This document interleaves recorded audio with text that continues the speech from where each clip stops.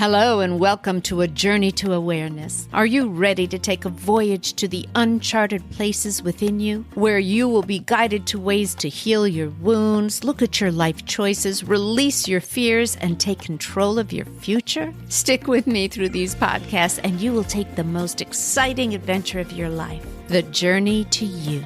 Let's go. Hello and welcome. I'm Shauna Hoffman. Thank you for joining me on today's Journey to Awareness, where I'll share some of my own journeys and the awareness that I have gotten along the way. The last podcast was on my experiences and growth traveling to Cuba. The podcast went live the day before the Cubans began protesting in the streets for their freedom. The videos that we're seeing are only part of the story being told. All I can say is that my heart and prayers are with the Cuban people as they fight for food and freedom. If you heard any of my last podcast, you know that that country has a special place in my heart. Today, I'm sharing my journey back to Hungary with my mom and the joys and the lessons I learned. My mom was born in Miskolc Hungary, a large city outside of Budapest. She lived there until the Nazis killed her mom, dad, and baby sisters and took her to Auschwitz during World War II. She was 13 years old. I have so many lessons that I've learned from my mom, a woman that survived that kind of horror. But one of the most important ones that I've learned from her is hope. My mom lived with what she called rose-colored glasses, and she always said that she put them on. So let's don our rose-colored glasses and head off to Budapest. I'll take you along on the journey where my mom saw Hungary again for the first time since the war. Our traveling companions were our friends Doc Lisa and her beautiful partner Connie. You may remember Doc Lisa from my podcast on traveling to Machu Picchu. Let's just say that I could not have done this trip without them. My brothers weren't able to come, and I sure needed some help with my senior mom. Besides the fact that they are the best traveling partners ever, without a doubt, I can say that some of our biggest lessons come when we travel with other people. What would you like to do today? No, you. Are you up yet? We need to get going. Oh, I'm sleeping in. Wait, what? That wasn't the plan. And on and on and on. Thank the traveling gods. Connie and Lisa travel like we do. I'm a believer in let's see what happens next. Plans change. We can figure out just about anything when we let go of expectations and choose fun over stress. Thankfully, the four of us got along great, and they were saints helping take care of my mom. So why am I sharing this trip with you today? Why was it such an important part of my own journey to self-awareness? Because this trip taught me that inside our parents, no matter what age they are, there's still a child that's begging to be touched. And if we're lucky enough, we'll be able to see it. Often, it's a side of them that they haven't seen or experienced or touched in years. For some, it's a child spirit that was wounded. For others, it's a child spirit filled with a light that we haven't ever seen in our parents because of the responsibility they carried raising us. My mom always had that light, happy spirit, even in her darkest hours. It was hard to believe that she lost everyone in her life and lived the horrors of concentration camp. It was on this trip to Hungary when I saw my mom's child truly show up. She hadn't been back to Hungary since she was a young 13-year-old girl. This trip was magical. It was as if time stood still and she was seeing Hungary now through those same 13-year-old eyes. The first time she walked down the streets of Budapest, she stopped to read every Hungarian sign she could see. It had been over 60 years since her native language was on display on every corner of every street. It was so cute and hysterical to hear her translate storefront names and street signs and restaurant menus. The little girl in her jumped out, and she felt at home for the first time since the war.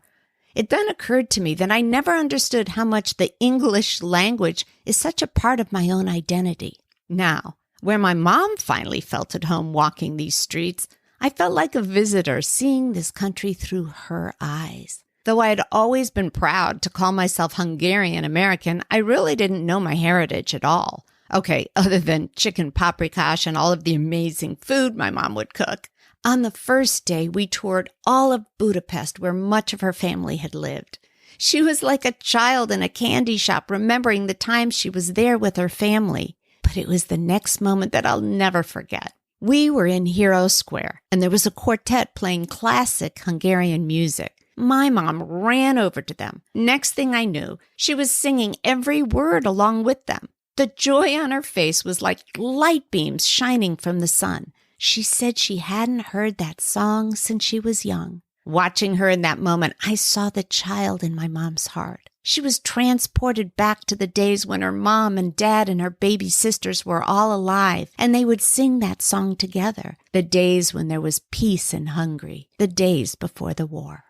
Over the years, I'd taken on a different role with my aging mom, the caretaker role. The one, along with my brothers, making sure she was safe and healthy. It's a reverse role that we all take on as our parents age. But this experience in Budapest was different. She wasn't the mom who needed my help to be safe, though we did have to make sure as she scurried through the streets with excitement that she didn't fall. But she was the girl who she had been before the Nazis infiltrated Hungary. It was a joy I'd never seen in my mom before. It was something so personal to her, I almost felt like a voyeur watching her experience those moments again. A step back in time, a step back before her world fell apart. We talk often in therapy about how children become parentified, how they're put in situations when they're young to act like the parent and no longer the child in the family. This happens with alcoholic families and abusive families. It happens when a couple gets divorced and a child takes on a caretaking role in the family. It happens when one parent passes away. For my mom, the moment her mom and sisters were dragged away and she was left alone, she became her own parent. She had no choice at 13 to do anything but grow up. But that day in Hero Square, the child was alive again. There was another moment I saw parts of my mom I had never seen before, but this one tore at my heart. We went to the Holocaust Memorial Center in Budapest. It's in a renovated synagogue from the 1920s that serves as a memorial and a museum honoring the Hungarian Jews, gays, and handicapped that were murdered during the war. Though I have heard stories, seen movies, and read everything about the Holocaust, experiencing any of the Holocaust museums takes you through a world that is hard to comprehend. This day broke my heart. It was one I was not expecting to witness, and it was the first time I saw the devastation of the loss of her family in my mom's eyes. We were walking among these huge pictures that were hung in aisles of the museum. All of a sudden, I saw my mom start running from one photo to the next, searching in the faces of the men that were being pictured, the Hungarian men who had been taken by the Nazis. She was desperately searching for her father in the images. It was like this little lost child searching for her parent. It was way too much for me to bear. I had to leave. I couldn't see my mom that hurt. She had hid it for so long, but there it was. Truly, the little girl lost. Thank heavens for Connie and Lisa. They stayed with her through her search, a search that gave her no more answers to what had happened to her dad after the Nazis took him. Here I was, my mom's little girl, who could not witness the pain of the little girl in my mom. It's a memory I'll hold forever. I think what I want to share with all of my podcast family is that deep in the hearts of our own parents are wounds and joys and lessons we may never understand. Perhaps if we can find compassion with them, we'll be lucky enough to see those childlike moments when they are willing to share. I was lucky enough to see them with my mom on this trip. I think if we hadn't gone to Hungary, I would never have seen them. I was given a glimpse into the soul of the woman who I called my mother. The rest of the trip was wonderful and filled with so many joyous moments for my mom. We all ate the best Hungarian foods.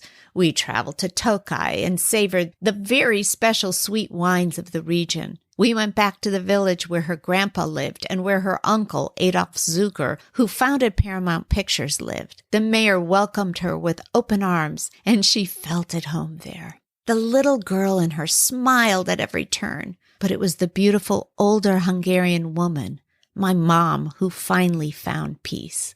It was a trip to her homeland that brought both sides of her together finally after all of these years. The little girl that was left behind and the beautiful woman that she finally became. I hope that this journey sparked something in your own consciousness to think about, whether it's being able to see your parents in a new way, or whether it's a reminder to yourself to always be in touch with that beautiful child within you. Here's a quote from Mary Ritter Beard that put into words perfectly my experience on this trip.